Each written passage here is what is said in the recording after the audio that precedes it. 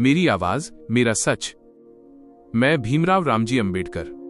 अक्सर लोग मुझे संविधान निर्माता, महान नेता, क्रांतिकारी कहकर पुकारते हैं, लेकिन मेरी जिंदगी की असल पहचान कुछ और है। मैं वो बच्चा हूं जिसकी किताबें फटी थीं, जिसकी मां 5 साल की उम्र में चली गई, जिसे पानी तक छूने नहीं दिया गया, जिसे स्कूल में चटाई भी नहीं दी जाती थी। अगर आज आप मेरे जीवन की कहानी सुन रहे हैं, तो ये कहानी सिर्फ मेरी नहीं, ये हर उस इंसान की कहानी है जिसे समाज ने हमेशा ये कहकर रोका, तुम्हारी औकात नहीं है। मैं वही हूं जिसने जवाब दिया, मेरी औकात मैं खुद बनाऊंगा। अध्याय 1। मेरा जन्म। एक साधारण सैनिक का बेटा। 14 अप्रैल 1891, महू छावनी, मध्य प्रदेश। मेरे पिता रामजी मालोजी सकपाल ब्रिटिश भारतीय सेना में सूबेदार थे। अनुशासन, ईमान और मेहनत उनके खून में थी। मेरी मां भीमाबाई एक सरल, कोमल, धार्मिक और बेहद प्रेम करने वाली स्त्री। हमारा घर साधारण था, एक छोटे से सैन्य क्वार्टर में भीड़-भाड़, बाहर सैनिकों की आवाजें और भीतर गरीबी का माहौल। लेकिन उसी छोटे से घर में मेरे जीवन की पहली सांस पली। अध्याय 2। परिवार। भाई बहनों के बीच मेरा संसार। हम कुल 14 भाई बहन थे। इस बड़े परिवार में गरीबी जितनी थी, प्यार उससे ज्यादा था। लेकिन मेरा परिवार जाति की दीवारों से घिरा था। चाहे पिता सेना में हो, उनकी वर्दी चमकती हो, उनका पद ऊंचा हो, पर जब वर्दी उतरती, समाज हमें याद दिला देता कि हम कौन हैं। हम महार समुदाय से थे, और वो एक ऐसा शब्द था जो लोगों की नजरों में अपमान बन चुका था। अध्याय 3। बचपन का पहला आघात। मां की मृत्यु। मैं सिर्फ 5 साल का था जब मेरे जीवन की पहली बड़ी चोट लगी। मेरी मां भीमाबाई बीमार पड़ी। दिनों तक इलाज नहीं मिला, क्योंकि उनके जैसे लोगों के लिए अच्छे अस्पताल नहीं थे। एक दिन सुबह सुबह घर में अजीब सन्नाटा था। मेरे पिता कोने में बैठे रो रहे थे। बहनें मां की निर्जीव देह से लिपटकर चीख रही थीं। मैं समझ नहीं पा रहा था, लेकिन मेरे भीतर एक खालीपन पिघलकर जम गया। उस दिन मैं पहली बार रोया, और पहली बार जाना, गरीबी केवल पेट की नहीं होती, दिल की भी होती है। अध्याय 4। जाति का जहर। पहली बार महसूस किया। एक शाम मेरी बहन ने एक कुएं से पानी भरने की कोशिश की। गांव के लोगों ने देख लिया और चिल्लाए, अरे, महार की लड़की कुएं को अपवित्र कर देगी। मेरी बहन डर गई, बाल्टी गिर गई और लोग उसे गालियों से घेरने लगे। मैं दूर से सब देख रहा था। डर नहीं था, बस एक सवाल था, क्या पानी भी हमारी जाति देखता है? यह सवाल वर्षों तक मेरे भीतर एक ज्वालामुखी की तरह सुलगता रहा। अध्याय 5। सतारा की यात्रा। सड़क पर एक रात। पिता की नौकरी के कारण हमें सतारा से मुंबई जाना था। सामान बांधा गया, बच्चे बैठे। मैं पिता के पास खड़ा था, लेकिन कोई भी बैलगाड़ी वाला तैयार नहीं हुआ। हम महारों का सामान नहीं ले जाएंगे। शाम ढल गई, रात हो गई। हम सड़क पर बैठे थे, भूख से रोते बच्चे, थका हुआ पिता, और मैं, जिसके मन में पहली बार आग जली। वही पहला दिन था जब मैंने समझ लिया, इस देश में गरीब होना गुनाह है, पर अछूत होना उससे भी बड़ा गुनाह। अध्याय 6। स्कूल में मेरा स्थान। चटाई का कोना। जब मैंने पहली बार स्कूल में कदम रखा तो मैं खुश था कि ज्ञान मुझे छू सकेगा। लेकिन वहां पहुंचकर पता चला, मेरे लिए सिर्फ एक जगह तय थी, क्लास के सबसे पिछले कोने में फटी हुई चटाई। मैं उस पर बैठता और चटाई भी मेरे साथ धूल उड़ाती रहती। बाकी बच्चे मेरे पास नहीं आते। अगर मेरी किताब उनके पन्ने छू दे तो वे किताब झटकते। ये मेरी शुरुआत थी, एक ऐसी शुरुआत जो हर कदम पर मुझे याद दिलाती, तू अलग है, तू नीचा है। अध्याय 7। प्यास जो बुझाई नहीं जाने दी गई। स्कूल में घड़े से पानी पीने का नियम था, लेकिन मैं घड़ा छू नहीं सकता था। अगर चपरासी होता तो वो घड़ा ऊपर उठाकर मेरे हाथों में पानी डालता। अगर चपरासी नहीं आता तो मैं पूरा दिन प्यासा बैठा रहता। एक बार मैं इतना प्यासा था कि आंसू खुद बह रहे थे, पर पानी फिर भी नहीं मिला। उस दिन मैंने सोच लिया, एक दिन ऐसा भारत बनाऊंगा जहां किसी बच्चे को पानी के लिए रोना न पड़े। अध्याय 8। पिता की सूबेदारी छूटना, घर का टूटना। मेरे पिता ईमानदार सैनिक थे, लेकिन एक शिकायत ने उनकी सूबेदारी छीन ली। उस दिन मैंने देखा, एक मजबूत आदमी अंदर ही अंदर टूट रहा था। उन्होंने आंखें पोंछते हुए कहा, बाबा साहब, बनना आसान नहीं है बेटे। दुनिया हमें धक्का देगी, लेकिन तुमने संभलना है। मैंने पहली बार सुना बाबा साहब और सोचा, क्या मैं सच में बन सकता हूं? अध्याय 9। मुंबई। किताबों की दुनिया। भूख की रातें। मुंबई पहुंचकर हम एक छोटे से किराए के कमरे में रहते थे। किताबें थीं, लेकिन पैसों की कमी थी। कई रातें भूखे बिताईं, कई बार एक ही कपड़ा पहना। पर पढ़ाई मेरा हथियार थी और मैंने उसे कसकर पकड़ लिया। अध्याय 10 किशोरावस्था, गरीबी के पंजे, जिद की आग। मैं धीरे धीरे बड़ा हो रहा था। परिवार में पैसों की तंगी थी, कपड़े फट चुके थे, जूते महीनों से टूटे पड़े थे, लेकिन मन में एक ही बात थी, पढ़ना है, हर हाल में पढ़ना है। मेरे पिता सुबह सुबह उठकर हमें पढ़ने का वातावरण देते। वे सख्त थे, लेकिन उनका हर शब्द मेरे भविष्य की नींव बन रहा था। एक बार मैंने उनसे पूछा, बाबा, मैं क्या बन सकता हूं? उन्होंने धीमे स्वर में कहा, तू पढ़ ले, दुनिया तुझे रोक नहीं पाएगी। उनका विश्वास मेरे लिए ईंधन था। अध्याय 11 मेरी पहली शादी, रमा मेरे जीवन की पहली रोशनी। मैं सिर्फ 15 साल का था जब मेरी शादी तय हुई। लड़की रमाबाई, नाजुक, मासूम, शांत स्वभाव की, सिर्फ 9 साल की। आज सोचता हूं तो लगता है समय ने हमसे बचपन छीन लिया था। रमा और मैं एक कच्चे घर में रहने लगे, जहां दीवारों से हवा आती थी, छत टपकती थी, लेकिन दिलों में प्यार था। रमा का स्वभाव ऐसा था कि मेरा हर दुख वो धीमे से अपने अंदर समा लेती थी। वह हमेशा कहती, रमा, भीमा, तुझे पढ़ना है, तू बहुत आगे जाएगा। और मैं चुपचाप सोचता, इन आंखों के भरोसे को टूटने नहीं दूंगा। अध्याय 12 एल्फिंस्टन स्कूल और कॉलेज, मेरे कदम इतिहास में दर्ज हुए। मैंने जब एल्फिंस्टन हाई स्कूल में कदम रखा तो ये किसी दलित विद्यार्थी के लिए बहुत बड़ी उपलब्धि थी। लोग हैरान थे, एक महार लड़का कॉलेज में। लेकिन मैं वहां खड़ा था, एक पतली सी किताब हाथ में लिए, बिखरे बाल, साधारण कपड़े, पर आंखों में आग। स्कूल में मैं क्लास का सबसे छोटा था, पर पढ़ाई में हमेशा सबसे आगे। मैं हर दिन 8-10 घंटे पढ़ता, नोट्स बनाता, क्लास से पहले स्कूल पहुंच जाता। और फिर वो ऐतिहासिक दिन आया, मैंने मैट्रिक परीक्षा पास की। मेरे समुदाय का मैं पहला लड़का था जिसने ये उपलब्धि हासिल की। घर में और पूरे मोहल्ले में लोगों ने मिठाई बांटी। मेरे पिता रो पड़े, मेरी मेहनत सफल हुई। और रमा, वो बस शांत मुस्कुराती रही। अध्याय 13 मेरी जाति के कारण अपमान, नौकरी, सड़क और जीवन का तिरस्कार। मेरी पढ़ाई जारी थी, लेकिन जाति मुझे छोड़ने को तैयार नहीं थी। एक बार मैं दफ्तर में पहुंचा ताकि अपना पेपर चेक करा सकूं।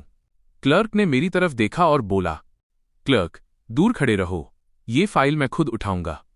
मैंने सोचा, फाइल भी अपवित्र हो जाएगी क्या? लेकिन चुप रहा। जहां भी जाता मुझे अलग बिठाया जाता, अलग बर्तन दिए जाते। मेरे हाथ का पानी न कोई पीता और न मुझे देने देता। लेकिन मैं जानता था, ये अपमान एक दिन मेरी ताकत बनेगा। अध्याय 14 मेरे जीवन का सबसे बड़ा मोड़, महाराजा बड़ौदा की छात्रवृत्ति। मेरे अध्यापकों ने मेरी लगन और बुद्धि देखकर मेरे बारे में एक राजकीय अधिकारी को बताया। और फिर चमत्कार हुआ। बड़ौदा नरेश सयाजीराव गायकवाड़ ने मेरे लिए छात्रवृत्ति मंजूर की, अमेरिका में पढ़ने की। हाँ, एक महार लड़का जिसे पानी तक नहीं पीने दिया गया, अब अमेरिका की यूनिवर्सिटी में पढ़ने वाला था। जब मुझे खबर मिली, मैं स्तब्ध रह गया। मैंने रमा का हाथ पकड़कर कहा, रमा, अब हमारी जिंदगी बदल सकती है। रमा मुस्कुराते हुए, जा भीमा, पढ़, भगवान तेरे साथ है। अध्याय 15 अमेरिका की यात्रा की तैयारी, भूख, कर्ज और उम्मीदें। मेरी आर्थिक स्थिति बहुत खराब थी। अमेरिका तक जाने के लिए सामान, कपड़े, किताबें, सबके लिए पैसे चाहिए थे। कई रातें मैंने खाना छोड़ दिया। कई बार पिता ने अपनी छोटी छोटी बचतें निकाल कर दी। रमा ने अपनी चूड़ियां बेच दी और बोली, ये ले भीमा, तुझे मेरी जरूरत नहीं है, तेरी पढ़ाई को जरूरत है। मैं रो पड़ा। उसकी चूड़ियों की खनक आज भी मेरे कानों में गूंजती है। अध्याय 16 मुंबई बंदरगाह, मेरी उड़ान एक नए संसार की तरफ। 1913 मुंबई का बंदरगाह। भारी ट्रंक, कुछ किताबें, कुछ कपड़े और दिल में सपनों का पहाड़। जहाज के सीढ़ियां चढ़ते समय मैं बार बार पीछे मुड़कर रमा को देखता रहा। वो किनारे खड़ी थी, पतली सी सादी सी साड़ी में, लेकिन उसकी आंखों में दुनिया का सबसे बड़ा साहस था। मैंने मन ही मन कहा, रमा, मैं लौटकर आऊंगा। तूने मुझे जो भरोसा दिया है उसे साबित करके आऊंगा। और जहाज धीरे धीरे भारत से दूर जाने लगा। मेरे जीवन का असली सफर अब शुरू हुआ। अमेरिका का सफर, कोलंबिया की दुनिया, भूख, मेहनत, डिग्रियां और भारत लौटकर मिला सबसे बड़ा धोखा। अध्याय 17 जहाज के डेक पर खड़ा मैं और मेरा भारत पीछे छूटता हुआ। समुद्र की हवा तेज थी, लहरें जहाज से टकराती थीं और मैं रेलिंग पकड़े खड़ा था, एक हाथ में टिकट, दूसरे में उम्मीद। मेरे सामने सिर्फ पानी था, पीछे पूरा जीवन। रमा की आंखें, पिता का विश्वास, गरीबी की झोपड़ी, स्कूल का कोना, प्यास, अपमान, सब कुछ पीछे छूटता जा रहा था। मैंने गहरी सांस ली और खुद से कहा, भीमराव, अब तुझे रुकना नहीं है। अध्याय 18। न्यूयॉर्क। दुनिया अचानक बदल गई। जब मैंने न्यूयॉर्क की धरती पर कदम रखा, मेरी आंखें फैल गईं। किसी ने नहीं पूछा, तुम किस जात के हो? किसी ने घूरा नहीं, किसी ने दूर नहीं हटाया। पहली बार मुझे महसूस हुआ, दुनिया में एक जगह ऐसी भी है जहां इंसान को इंसान समझा जाता है। कोलंबिया यूनिवर्सिटी का पहला दिन। मैं सिस्टम से लेकर किताबों तक सब देखकर हैरान था। लाइब्रेरी इतनी बड़ी कि जैसे ज्ञान का समुद्र हो। प्रोफेसर इतने विनम्र कि जैसे हर विद्यार्थी उनका अपना हो। मैंने सोचा, काश मेरा देश भी ऐसा होता। अध्याय 19। कोलंबिया में मेरी असली उड़ान। मैं रोज 18-20 घंटे पढ़ता। क्लास के बाद लाइब्रेरी, लाइब्रेरी के बाद निबंध, निबंध के बाद शोध। मेरे लिए ज्ञान सिर्फ शिक्षा नहीं था, ये मेरा हथियार था। मैं मानव समाज, अर्थशास्त्र, राजनीति, जाति, धर्म सबका अध्ययन करता। मेरे अंदर एक आग थी, भारत को बदलने की आग।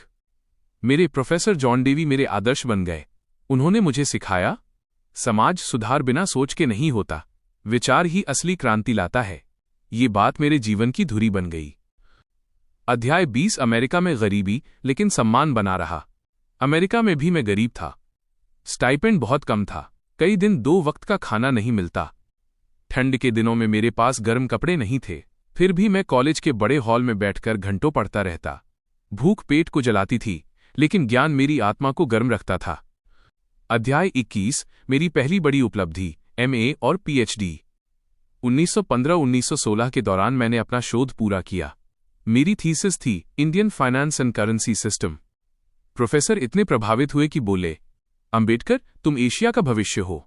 जब मुझे PhD मिली तो मेरी आंखों में आंसू आ गए। मैंने मन ही मन कहा, पिता, रमा, ये आपकी मेहनत का फल है। अध्याय 22। लंदन। नई चढ़ाई, नई मुश्किलें। अमेरिका के बाद स्टाइपेंड की दूसरी किश्त मिली और मैं लंदन पहुंच गया। London school of economics, LSE, दुनिया का सबसे कठिन संस्थान। और मैं वहां था, एक गरीब भारतीय दलित युवक जिसके पास जूते भी ठीक नहीं थे। भूख, ठंड, कमी, पर काम इतना कठोर कि सोने का समय भी नहीं मिलता। लेकिन मैं रुका नहीं। मैंने कानून पढ़ा, अर्थशास्त्र पढ़ा, राजनीति पढ़ी, इतिहास पढ़ा। मेरी डेस्क पर हमेशा ढेर लगा रहता, किताबों का, नोट्स का और सपनों का। अध्याय 23। कंगाल होकर लंदन में रहना। पैसे खत्म होने लगे। मैं किराया नहीं दे पा रहा था। मैंने दिन भर भूखे रहकर बारिश में पैदल चलते हुए कई बार खुद को संभाला। एक बार ठंड इतनी बढ़ गई कि मेरे हाथ सुन्न हो गए। मैंने अपनी किताबें बेची ताकि गर्म चाय पी सकूं। लेकिन मैं पढ़ता रहा, क्योंकि मैं जानता था भारत मेरा इंतजार कर रहा है। अध्याय 24। महाराजा बड़ौदा ने छात्रवृत्ति रोक दी। अचानक मेरे जीवन पर सबसे बड़ा आघात गिरा। बड़ौदा नरेश ने मेरी छात्रवृत्ति रोक दी। पैसे न होने के कारण मुझे मजबूरन पढ़ाई बीच में छोड़कर भारत लौटना पड़ा। जब मैं जहाज से उतरा, मैं टूट चुका था। लेकिन मुझे लगा भारत मुझे गले लगा लेगा। मुझे नहीं पता था कि जो अपमान आने वाला है वो अब तक का सबसे भयानक होगा। अध्याय 25। भारत लौटकर मिला पहला कड़वा स्वागत। मैंने बड़ौदा राज्य में नौकरी शुरू की। पद सैन्य सचिव के सहायक। यह एक प्रतिष्ठित पद था, लेकिन ऑफिस में प्रवेश करते ही सब दूर हट गए। अरे ये महार है, इसके लिए अलग पानी लाओ, इसके बैठने की कुर्सी अलग होगी, मेरी मेज अलग, मेरी कुर्सी अलग, यहां तक कि मेरी फाइलें भी अलग रखी जाती। एक बार मुझे पानी चाहिए था, किसी ने नहीं दिया। मैंने कहा, मैं खुद ले लेता हूं। सब चिल्ला उठे, नहीं, तुम मत छूना। मेरी आंखें भर आईं। क्या दुनिया इतनी बदल जाती है कि डिग्रियां भी जाति को नहीं हटा पाती? अध्याय 26। बड़ौदा के पारसी सराय में अपमान। मेरे रहने के लिए कोई जगह नहीं थी, क्योंकि कोई हिंदू मकान नहीं देता था। मैं पारसी सराय में रहने लगा, झूठा नाम देकर, पल्लंजी, पारसी युवक। कुछ दिन सब ठीक रहा। फिर एक दिन मेरी पहचान खुल गई। सराय के लोग मेरे कमरे में घुसे, सारा सामान बाहर फेंक दिया और चिल्लाने लगे, यह महार है, इसे निकालो। मैंने अपनी किताबें समेटी। रात का अंधेरा था और मैं बेघर था। वही रात थी जिसने मुझमें क्रांति की आग जगा दी। मैंने आकाश की ओर देखा और कहा, अगर मैं चुप रहा तो मेरी आने वाली पीढ़ियां भी ऐसे ही रोती रहेंगी। बंबई वापस, लेकिन जेब खाली और दिल भरा हुआ। बड़ौदा से अपमानित होकर निकाल दिया गया था। मेरे पास न घर था, न नौकरी, न पैसा, लेकिन भीतर एक तूफान था। मैं बंबई पहुंचा। रेल के डिब्बे से उतरते हुए मेरे हाथ में सिर्फ कुछ कपड़े, कुछ नोटबुक और ज्ञान का भार था। एक मित्र ने मुझे छोटे से कमरे में जगह दी। छत टपकती थी, कमरा संकरा था, रात में मच्छरों का राज था, पर मैं खुश था क्योंकि अब मैं अपनी राह खुद बनाने वाला था।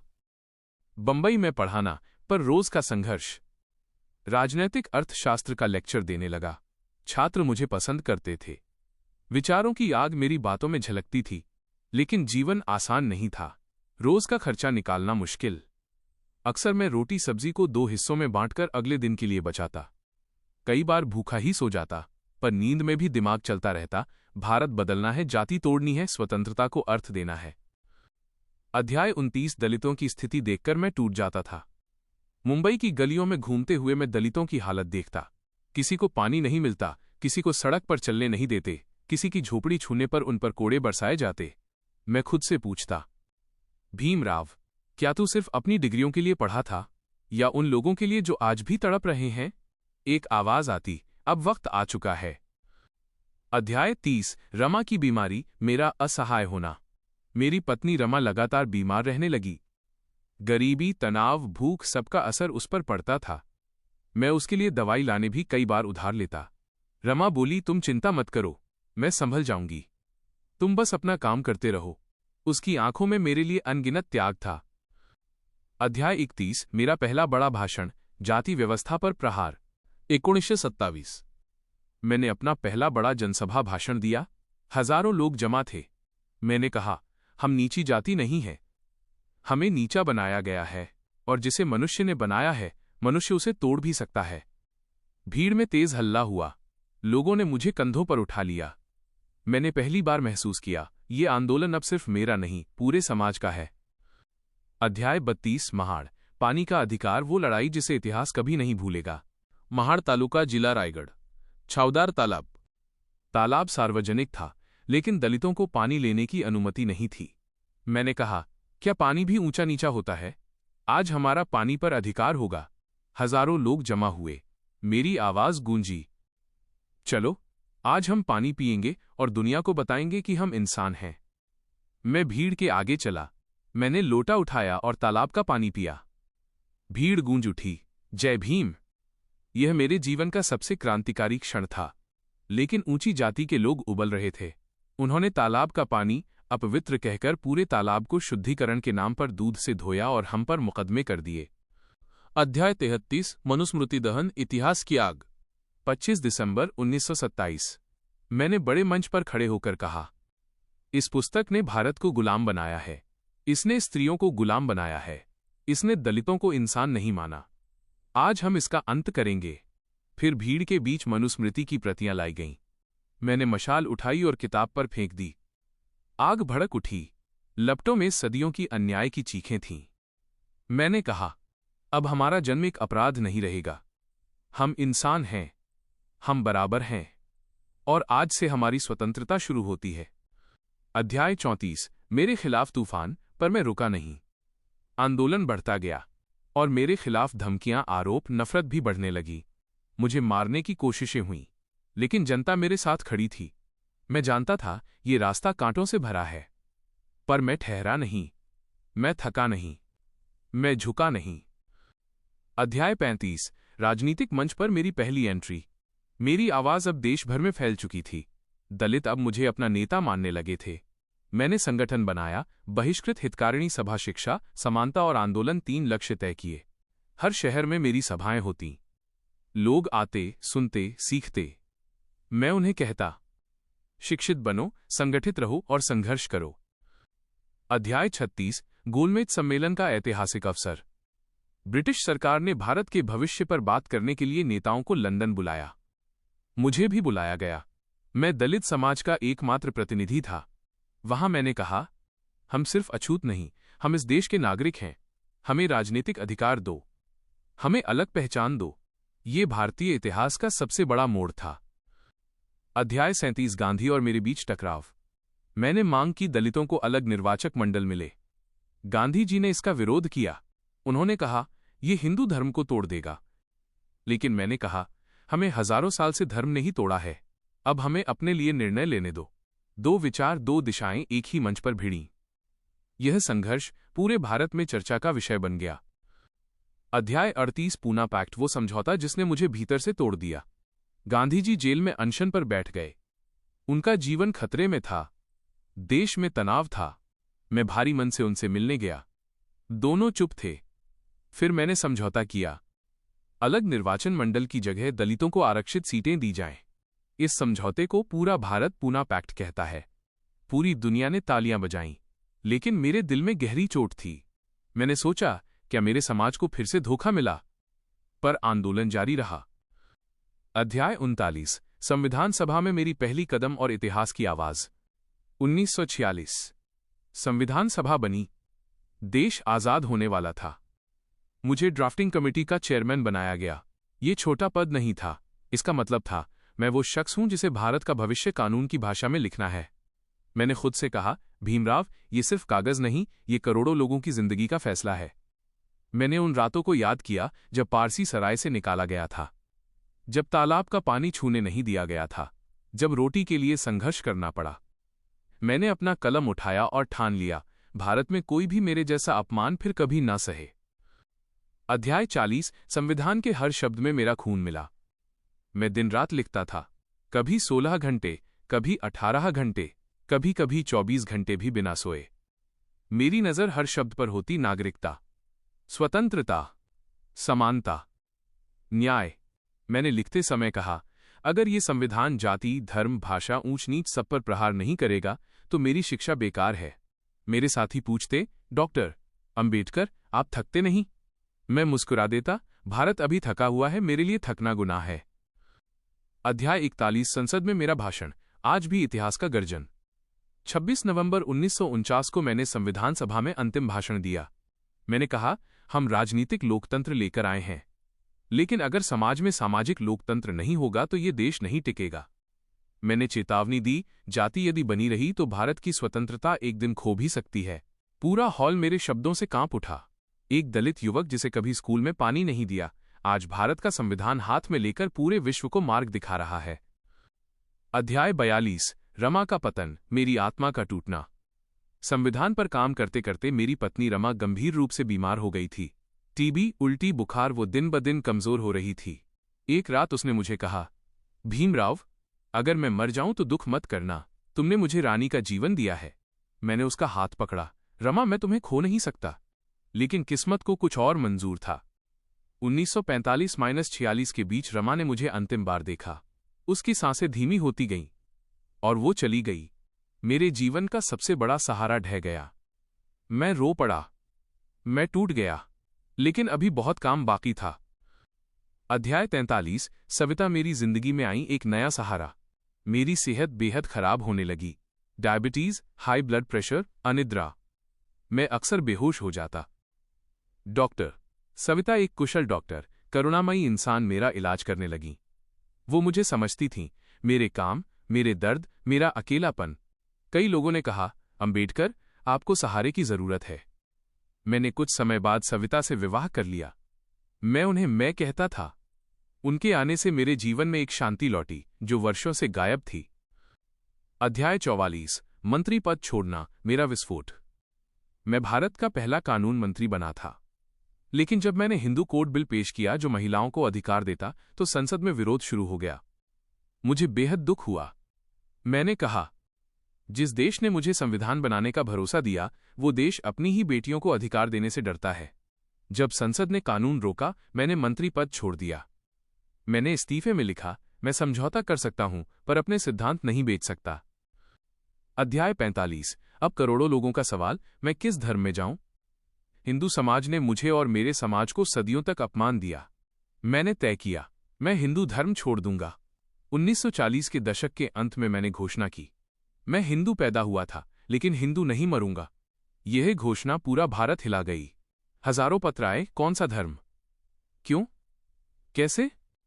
मैंने गहराई से अध्ययन किया, इस्लाम, ईसाई धर्म, सिख धर्म, पारसी, यहूदी। मुझे संतोष नहीं मिला। फिर बौद्ध धर्म आया, शांति, समानता, तर्क, करुणा। और मैंने फैसला किया। अध्याय 46 नागपुर का वो दिन, मेरा पुनर्जन्म। 14 अक्टूबर 1956 नागपुर, दीक्षाभूमि। लाखों लोग जमा थे। मैं मंच पर चढ़ा। लोगों की आंखें आंसुओं में डूबी थीं। मैंने अपने हाथ जोड़े और कहा, आज मैं नया जन्म ले रहा हूं। मैंने बुद्ध, धम्म और संघ में दीक्षा ली। फिर मैंने लाखों अनुयायियों को दीक्षा दिलाई। मैंने कहा, अब से तुम किसी के गुलाम नहीं, तुम आजाद हो। वो दिन मेरे जीवन का सबसे पवित्र दिन था। अध्याय 47 बीमारी की मार। मैं जानता था मेरा अंत नजदीक है। मेरी सेहत गिरती जा रही थी। डायबिटीज बढ़ चुकी थी। कमजोरी, बेहोशी, दर्द। मैं दिन ब दिन कमजोर हो रहा था। सविता, मैं हर वक्त मेरे साथ रहती। मेरी दवाइयां, खाना सब वही संभालती। मैं रातों में जागता और सोचता, मेरी किताबें पूरी हो पाएंगी? मेरा मिशन पूरा होगा? मैंने आखिरी महीनों में बुद्ध और उनका धम्म लिखी, अपनी अंतिम महान कृति। अध्याय 48 6 दिसंबर 1956। अंतिम रात, अंतिम सांस। दिल्ली 26 अलीपुर रोड। मैं बहुत कमजोर था। रात को नींद नहीं आती थी।